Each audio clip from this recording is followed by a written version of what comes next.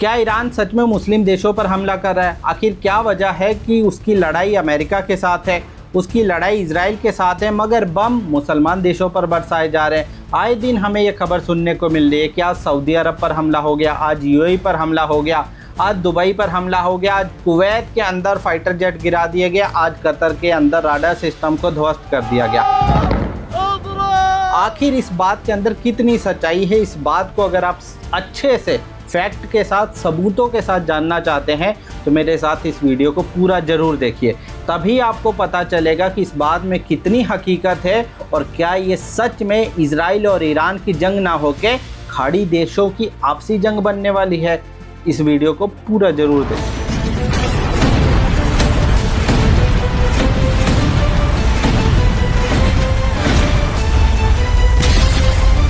सवाल अभी भी वही है, क्या ईरान इजराइल और अमेरिका से लड़ने के बजाय अपने ही मुसलमान देशों से लड़ाई लड़ रहा है? आखिर क्या वजह है कि उसने अमेरिका पर हमला करने के बजाय खाड़ी देशों पर हमला करना ज़्यादा मुनासिब समझा है?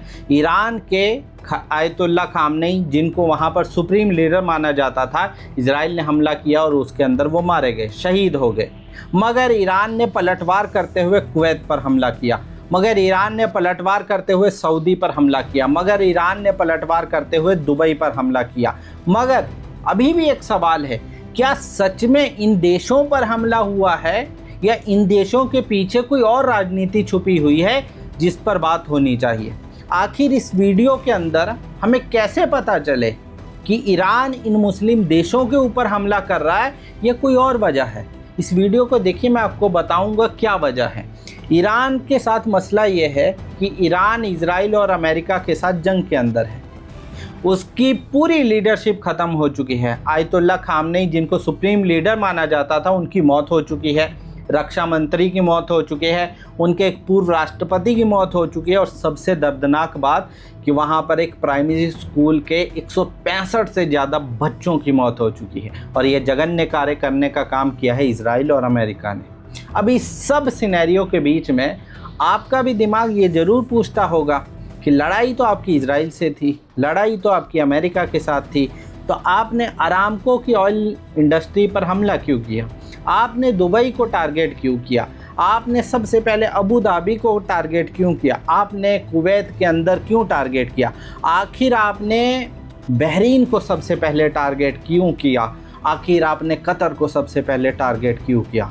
इसका जवाब है कि यहाँ के आम लोगों को, या इनकी जितने भी ये मुस्लिम देश है, चाहे बाहर से आए हुए यहाँ पर रहने वाले लोग हैं, चाहे यहाँ के आवाम हैं, किसी पर ईरान ने हमला नहीं किया।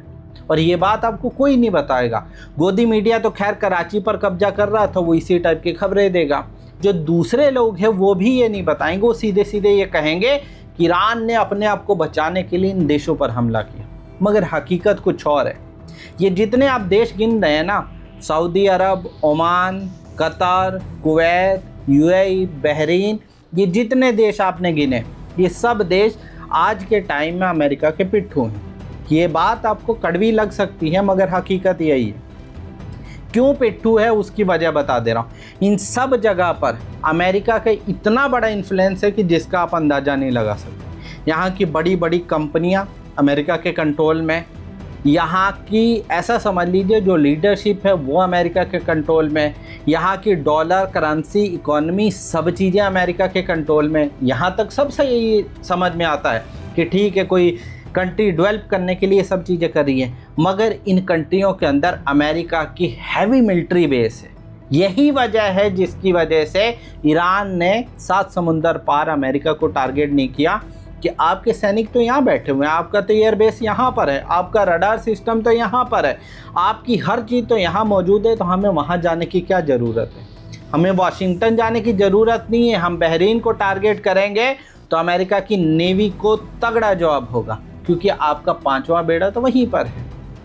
आप पूरे इस रीजन को, चाहे मध्य पूर्व की बात करिए, चाहे साउथ एशिया की बात करिए, चाहे चाइना, साउथ सी चाइना की बात करिए, इस पूरे एरिया को आप कंट्रोल कहाँ से करना चाहते हैं? कतर के उस रडार सिस्टम से जिसको ईरान ने अभी ध्वस्त कर दिया। अब मैं आपको पॉइंट वाइज बाकायदा डिटेल के साथ बताता हूँ कि आखिर क्यों ईरान ने इन देशों की इन मिलिट्री बेस पर हमला किया है। मैं दोबारा दोहरा रहा हूँ, अब दोबारा सुनिए। ईरान ने इन सभी खाड़ी के देशों के मिलिट्री बेस, जहाँ पर अमेरिका का मिलिट्री बेस था, नेवी का था, फ्लीट था, एयरबेस था, उन पर हमला किया है। जो हल्का फुल्का हताहत या हल्का फुल्का जो इधर उधर गिनने की बात आ रही है वो इक्का दुक्का है, ज़्यादा टारगेट इन्हीं को किया। अब मैं आपको वन बाय वन इन सभी देशों की चीज़ें बता रहा हूँ। शुरू करते कतर से। वही कतर जहाँ से अल जज़ीरा चलता है, वही कतर जिसे मीडिएटर समझा जाता है कि वो मीडिएटर है हर मामले में। उस कतर के अंदर सबसे बड़ा एयरबेस है अमेरिका का, जो इस पूरे रीजन को कंट्रोल करता है, इस पूरे सेंटर को कंट्रोल करता अल उदैद एयरबेस। और आपको मालूम है यहाँ पर एक टाइम में 10,000 अमेरिकी सैनिक रहते हैं। अब आपसे मेरा एक सवाल है, कतर के अंदर इतना बड़ा, जबकि कतर खुद इतना मतलब आप 20 किलोमीटर के रेडियस में घूम दे तो पूरा कतर ख़त्म हो जाएगा।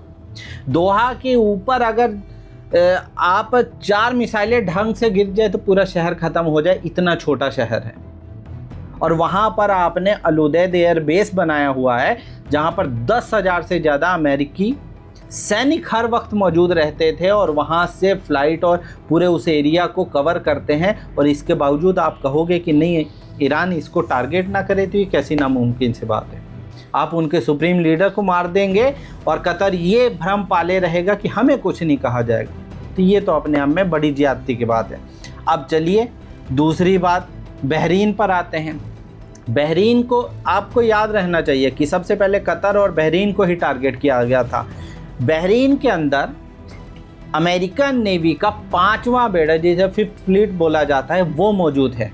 और इस जगह पर तकरीबन आपको मालूम है 9,000 से ज़्यादा कर्मचारी या अमेरिकी सैनिक हर वक्त मौजूद रहते हैं। और बहरीन खुद कितना से इतना सा है, अगर मैं आपको आसान भाषा में समझाऊं तो दिल्ली में भी जो लुटियंस का एरिया है उतना ये देश है। और उसमें से भी आपने एक पूरा 5th फ्लीट को दे रखा है और वहाँ पर हैवी मिलिट्री बेस बना रखा है। और आप फिर उम्मीद करोगे कि आपके ही उस नेवल को इस्तेमाल करके ईरान के ऊपर हमला हो और ईरान जवाबी कार्रवाई आप पर ना करके कहीं और करे, तो ये तो बड़ी अजीब सी बात है। अब चलिए आगे चलते कुवैत की बात करते हैं।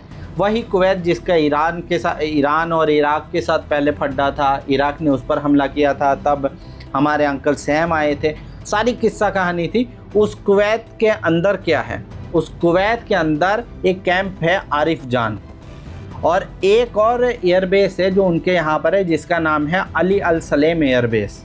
ये दोनों जगह पर अमेरिका का मुकम्मल कंट्रोल है। अब आप सोचिए ना, ये सब देश ईरान से सटे हुए हैं, समुंदर के उस पार जो पर्शियन गल्फ है उस पर ईरान है, पर्शियन गल्फ के इधर ये हैं। और आपके पास एयरबेस है, आपके पास अमेरिकन सेना का कैंप है, और आप सोचोगे आपको टारगेट ना किया जाए। और कुवैत इसलिए ज़्यादा ख़तरनाक है कि ये जो मैं कैंप बता रहा हूँ आरिफ जान, इस कैंप के अंदर मालूम है क्या होता है, यहाँ पर लॉजिस्टिक और जितना भी खाना पीना या जो ज़रूरत का सामान है वो स्टोर होता है और वहाँ से बाकी सब जगह पर आपूर्ति की जाती है। तो अगर मान लीजिए आप जंग के हालात में हैं तो आप किसे टारगेट करेंगे? क्या आप कुवैत को नहीं टारगेट करेंगे जो आपके दुश्मन को अपने यहाँ पनाह दे रहा, अपने यहाँ सब कुछ दे रहा और आप पर हमला करवा रहा है? अब चलिए इससे भी आगे बढ़ते हैं। यूएई, अबू धाबी और दुबई को अभी तक टारगेट किया। दुबई एयरपोर्ट अभी तक नहीं खुला है। उस दुबई और अबू धाबी और यूएई को लेकर क्या है, यूएई के अंदर एक एयरबेस है जिसे बोला जाता अल ज़फ़रा एयरपोर्ट, और ये अबू धाबी के अंदर स्थित है। और सबसे पहले इसको भी टारगेट किया था ईरान ने, यहाँ पर भी मिसाइलें मारी थी। और एक जो इनका पोर्ट है जिसको मैं अगर इनडायरेक्ट कहूँ उसका इस्तेमाल अमेरिका बहुत बड़े पैमाने पर करता है, जेबल एयरपोर्ट, जबल अली एयरपोर्ट। अब सोच कर देखिए ना कि आपके पास आपके देश में एयरबेस है अमेरिका का, आपका पोर्ट पूरी तरीके से उनके कंट्रोल में है, और तब भी आप ये उम्मीद करोगे कि ईरान आपको टारगेट नहीं करें। कैसे पॉसिबल है? जिस दुबई के अंदर बार बार ये आ रहा है कि उनका एयरपोर्ट बंद हो गया है, वहाँ पर मिसाइलें गिर रही हैं, बुर्ज खलीफा को टारगेट किया गया है, उस दुबई के अंदर सबसे ज़्यादा अमेरिकन का पैसा लगा है, सबसे ज़्यादा इन्वेस्टमेंट अमेरिका की है। तो जब आप जंग के मैदान में होंगे तो आप क्या सोचेंगे, आप क्या करेंगे? आप सोच कर देखिए, इस चीज़ को इमेजिन करिए ज़रा। ये जो चीज़ है, इसी की वजह से मैं कह रहा हूँ कि ईरान ने यहाँ के American naval basis, air bases और मिलिट्री बेसिस को टारगेट किया है, आम जनता को कहीं टारगेट नहीं किया है। अब चलिए सऊदी अरब और ओमान की तरफ बात करते हैं। सऊदी अरब में अभी आया कि आरामको पर हमला किया गया है, सऊदी के कई जगह पर और भी हमला किया गया है। तो अब मैं सऊदी की बात कर रहा हूँ। यहाँ पर प्रिंस सुल्तान एयरबेस है सऊदी के अंदर, जहाँ पर हर चीज़ तैयार की जाती है जो अमेरिका को हेल्प की जाए, और अमेरिकी फ़ौज की यहाँ पर बड़े पैमाने पर तैनाती है। और ओमान के अंदर डायरेक्टली इनका कोई मिलिट्री बेस नहीं है, मगर वहाँ पर 2-3 ऐसे पोर्ट हैं जो पूरी तरीके से ऐसा समझ लीजिए अमेरिका के कंट्रोल में, जिसमें से एक है दुकम पोर्ट और दूसरा है मसीरा और थुमरैत एयरबेस, ये उसके कंट्रोल में। और ओमान को लेकर मैं थोड़ा सा और बता दे रहा हूँ आपको एक डिटेल और, कि ओमान एक्चुअल में उस स्टेट ऑफ हॉर्मोज के मुहाने पर खड़ा है जिसका कंट्रोल इन दोनों देशों के पास है, ईरान और ओमान के पास। स्टेट ऑफ हॉर्मोज जिसको अभी IRGC ने बंद कर दिया है कि यहाँ से कोई नहीं गुजरेगा, जो गुजरेगा उस पर बम बरसाएंगे, वो उसके आधे द्वीप ओमान के कंट्रोल में, और कुछ कंट्रोल जो ईरान के पास है उस पर ओमान क्लेम करता है कि हमारे हैं। अब आप बताइए कि इस खित्ते की सारी पॉलिटिक्स इन देशों से जुड़ी हुई है। ये सारे देश कहीं ना कहीं अमेरिका के पिट्ठू हैं, अमेरिका को अपनी ज़मीन दे रखी है, अमेरिका को अपना पूरा सपोर्ट दे रखा है कि चाचा अंकल सैम आप यहाँ पर आओ और ईरान पर बम बरसाओ, उनके सुप्रीम लीडर को मार दो, उनकी पूरी लीडरशिप को मार दो, सब बर्बाद कर दो, और उसके बाद आप उम्मीद करोगे कि ईरान आपको नहीं जाके वाशिंगटन में बम गिराए। तो ये तो पॉसिबल नहीं है। तो ये है असल हकीकत, जो सवाल आपके दिमाग में था, मेरे दिमाग में था और बाकी लोगों के दिमाग में था, और मुझे उम्मीद है कि आपको इसका जवाब मिला होगा। अब आप बताइए, अब मैं आपसे सवाल पूछता हूँ, क्या ईरान मुस्लिम देशों पर, खाड़ी के देशों पर हमला कर रहा है? ये बात सच है? तो आप भी जब आपसे कोई पूछे या जब आपके पास कोई मिस इन्फॉर्मेशन आए तो आप उसे कह दीजिएगा बिल्कुल नहीं, ईरान इन जगह पर जितने भी अमेरिका के मिलिट्री बेस है, इजराइल के जो मिलिट्री बेस है, उनको टारगेट कर रहा है, और यही हकीकत है। आप हमारे चैनल पर नए हैं तो जुड़ जाइए, सब्सक्राइब कर लीजिए, बेल आइकन दबा लीजिए, क्योंकि ऐसी इम्पॉर्टेंट खबरें जो आपको जाननी बेहद ज़रूरी हैं वो आपको इसी चैनल पर मिलेंगी। धन्यवाद।